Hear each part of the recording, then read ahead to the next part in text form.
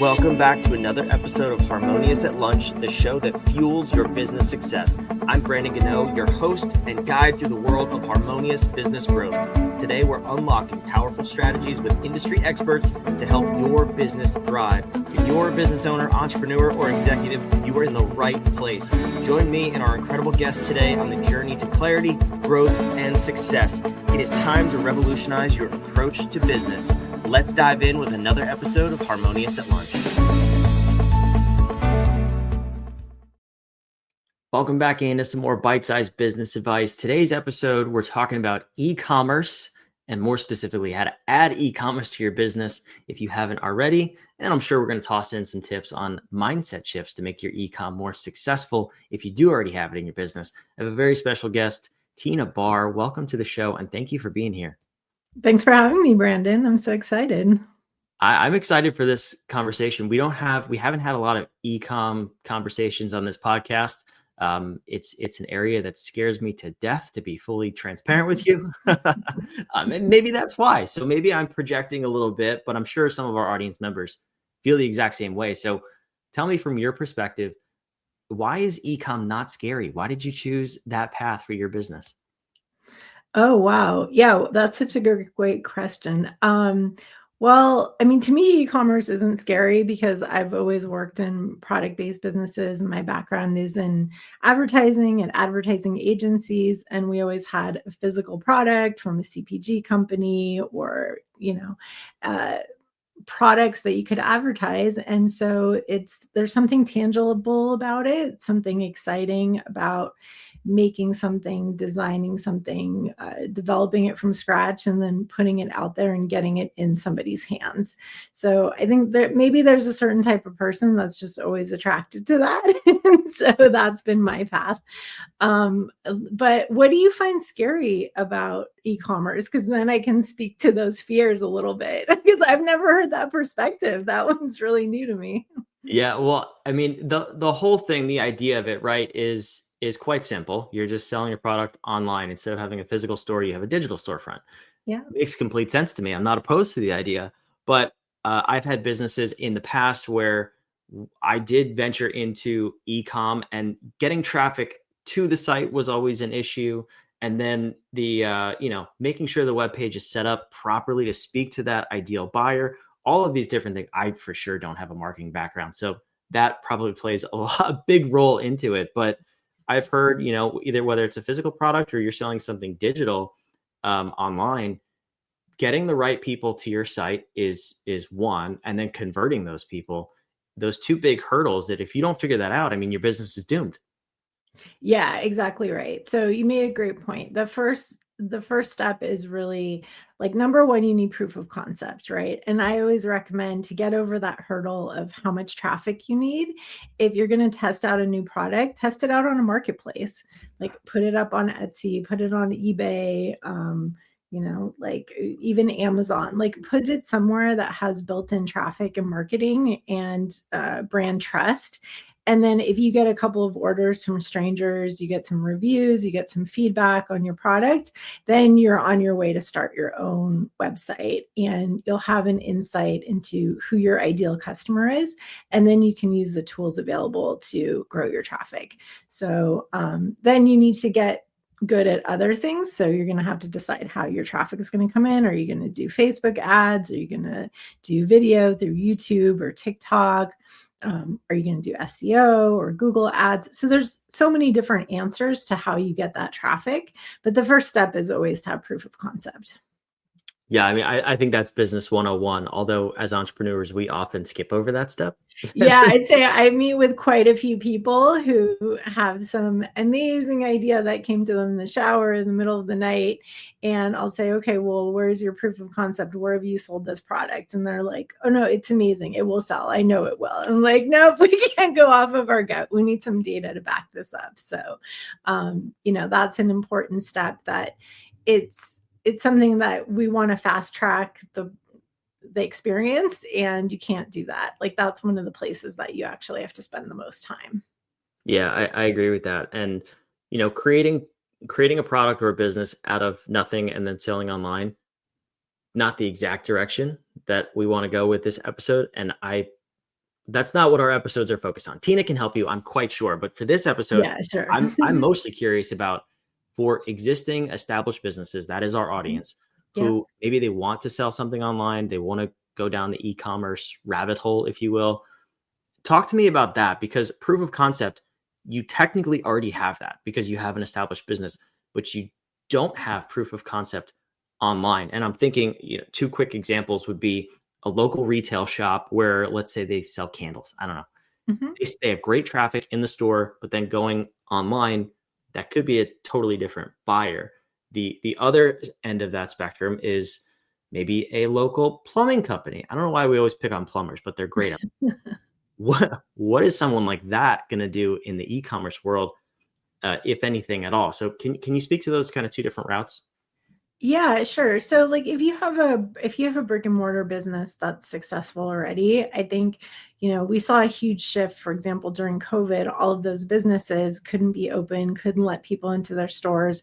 And so even just having e-commerce on the back burner, maybe it's a very small revenue stream for your company, but it's something that you have set up as a sort of safeguard in case things go bad. What if your place floods, or like you have to close your doors for some reason and move? What are you going to do in that interim time? Being able to fill orders and run your business online is going to be really helpful. Now, the biggest thing is you should have an email list. Like if you have an email list, you have an audience of people that you can sell to, and you can easily send an email. Hey, we're now fulfilling orders online. Place your order here. It could even be come pick it up in store. You don't have to ship if you don't want to. So I think making sure you have that relationship with your customer wherever you got them from in the first place. Even if you have a service-based business, maybe you want to sell them an ebook. Maybe you want to sell them some kind of end of year box of your best work. Maybe you want to have something unusual, a little bit different. Maybe it's not traditional e-commerce, but I think having that option is it's just another revenue stream that can be great for larger size businesses.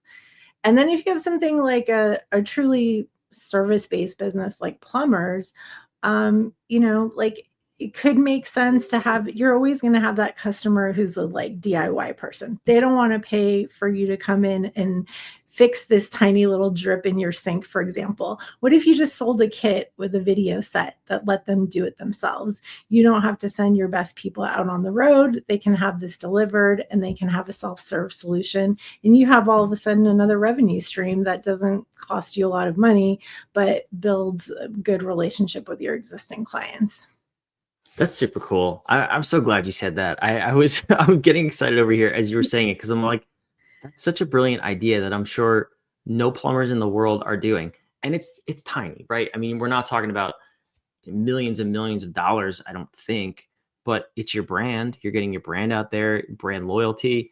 Maybe you fix the sink with a little $40 box, and then they call you in to replace a water heater. Well, they wouldn't have done that if they didn't Yeah, know about you. exactly, because you have your branded box in their physical space. It sits under the sink. They open it and they're like, "Oh, there's the phone number of that company I need to call," right? It's a leave behind in a different way. Another good example is a few years ago, I worked with a big company. There was a staffing agency. And so they staff people for like warehouse jobs or temp work, things like that. And they actually created I created an e-commerce store for them that was like rewards for their employees. So when you hit 100 hours of temp work with the company or 200 hours, they sent you a t-shirt, or they sent you a hat, or they sent you, a gift card, something like that. So it was e-commerce in that we used Shopify, we used all the tools of e-commerce, but it wasn't a revenue maker for them. It was actually a way to build loyalty with their staff, because it was important for them to make sure those people came back and then they became walking billboards for the business, because they'd wear the hat, they'd wear the t-shirt, they'd have the swag out in the world. Yeah, let's talk about that for a second too, because that's actually in a former business that I've now sold. That's the line of e-commerce that I was in. So it was a promotional products business, and we would we would make these stores for different companies for that exact purpose, whether it was a baseball team and they wanted to buy the merch, or Mhm. a company like you're saying, what are some of the different applications of e-com that maybe we're not thinking about just because we think it has to be a Shopify store or an Amazon store? What are some of the examples of things that you've done? Yeah, sure. So I think that Shopify is just the tech tool that you're Mhm. using, right? That's just the software. It can be a link on your existing website that links out. It could be something internal on your, company wiki page. Like here's our company store. Go get things that way. Another good one that I've been working on lately is for a company who did a what's it called? They did one of the, why am I blanking on the name? It's like a fundraiser before you launch your product.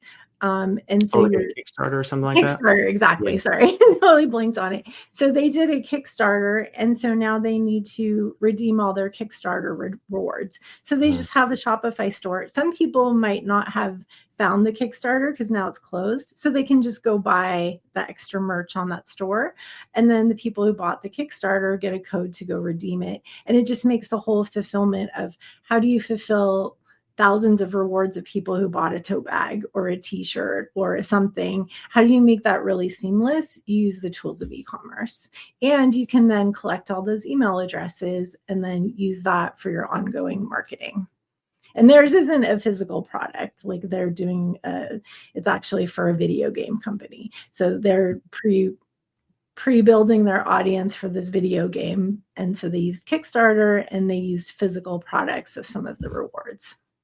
Yeah, that's super cool. I mean, even you said uh, step one is validate the product, right? So let's take Mhm. that off the table. Then it was have an email list, Yeah. or have a way to contact people with this offer. Mhm. But I'm also hearing that this is actually a way to generate that email list, which can then propel your brand moving forward. So that's one of the things I see from people a lot of times is they have a great offer. It's been validated, but they just don't have that customer pool, whether it's emails, past clients, whatever that may be. What are some ways we can think about that? If we're adding e-com to our business, how do we also add an email list or new potential customers? Mhm. Well, I think it's like the email list is, email is a value exchange. So if I'm going to give you my email address, what are you going to give me in return for that? So sometimes we're giving value through, we have a really valuable newsletter. That's something that people want. Maybe you're giving business tips. Maybe you're giving links to your videos or your podcast.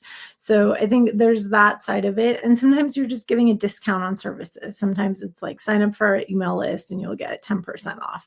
So in that case, it just really depends. But just saying, sign up for my thing because I want to grow my list, like coming at it from that selfish perspective, it's never going to work. Right. So I think you have to think about what do we have of value that is just enough to match the value of giving my email list or my email address and being willing to have you show up in my inbox. What do you put? I've heard different numbers. What do you put at the value of an email these days? I've heard everything from $2 to $20, but times have changed.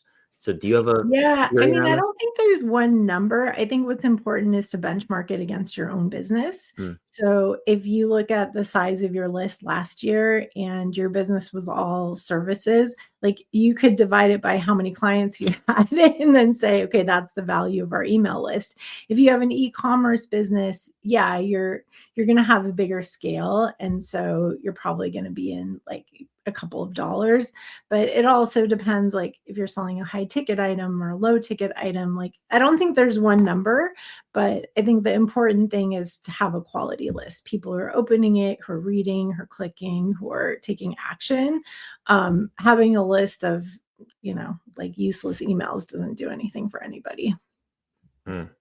Yeah, I mean, just a number, having any number of inactive emails is basically like Yeah. having zero. Not inactive, but people who aren't checked into what you're doing. Right. So cleaning your list regularly makes sense too, especially like if your listeners are working with corporate clients, people change jobs, like that email just goes into a black hole because that person's no longer at the company, so having a regular list cleaning is an important practice no matter what kind of business you have. Yeah. So what phase or phases come after these first two? So we've validated the product or the service. We Mhm. have an active and contactable, we'll say, email list, people who are interested in what we're doing potentially. How do we then grow this, whether it's a new revenue stream, a new product, whatever we're tacking onto our existing business in the space of e-com? Where do we go from here? Well, I think that's about, setting goals for the business. Like, obviously, you want it to grow. So, what's your revenue goal? Is there a revenue goal in some of the cases we talked about? It's not about revenue, but it's if we send a customer survey, are we going to get positive feedback on, oh, it's so cool they have this. This is a differentiator in the space. Nobody else does this, So I think it's about setting what are the business goals and what was the reason that you started this e-commerce venture, and are you consistently meeting those goals and targets? That makes complete sense. Again, maybe that's business 102. That's you could definitely. I mean, sometimes those basics are really overlooked, so it's important to revisit those fundamentals. Yeah, no, definitely. I think that's what makes the biggest businesses the most successful, is they have those in place. Before I let you go, I'm also curious. I mean, outside of the not validating your offer and just putting up a store that does nothing, are there any common pitfalls you see with people venturing into e-com?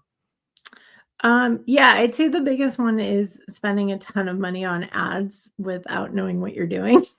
Mm, So that's like the fastest way to go out of business, is to go, what I'd say is go straight for the sale, right? Like they'll mm. log into Facebook Ads Manager and go straight for purchase. It's probably the same with services, but you have to really test your messaging. You have to test your audiences, and you should be doing that with smaller amounts of money. And you should really take a course or meet with an expert before you start throwing thousands of dollars a month or more at ads, because it can really set you back pretty quick. Yeah, and we've reached business 103. Do not spend more than you make. Yeah. I mean, There you go. that's a good point, though. I mean, yeah, people think that ads, you could just put up an ad and you'll make money. It's like $1 in equals $2 out, but that's a whole different episode of this podcast. Right, exactly. And one thing I'll say too is, don't take the results that whatever your ad platform gives you at face value, right? Because they're very good at taking attribution for sales that maybe came from your existing clientele or came from an email you sent that morning. And so that dollar in, dollar out is something you also have to put careful eyes on. Is that really the true story? Yeah, that's a great tip, actually. Very, very cool, especially if you're adding e-com to an existing business. That means by default you have revenue from something. So don't think anything new is just from this new thing. You have to analyze your metrics. I like that. Yeah, exactly. So Tina, this was a great episode. I love this because I believe it is untapped potential. I mean, look what we did for the plumbers, all the plumbers listening to this episode. You just got a gem of how to make more revenue in your business. There you go. I mean, you probably have a warehouse full of supplies and put them in a box, make a little YouTube video on how to fix your XYZ by yourself and sell those all day long. You don't have to constantly be on the road. It's just another easy revenue stream. Yeah, I love it. I appreciate you coming here. Where can the listeners find out more about you and help with their e-com adventures? Yeah, sure. So anybody who's interested in chatting about e-commerce, I'm at tinabar.com. And if you want to book an intro call with me, if you want to talk through your e-commerce idea, I'm happy to have an intro chat. And you can find me at tinabar.com/podcast for that link. Awesome. That link is on the screen, tinabar.com/podcast. We'll put all the links, all the social media to find Tina down below in the show notes, wherever you're watching or listening. Tina, thank you so much for being here. Yeah, thanks for having me, Brandon. It was fun. Make sure you subscribe. We'll see you on tomorrow's episode of Harmonious at Lunch. Thanks for listening to another episode of the Harmonious at Lunch podcast.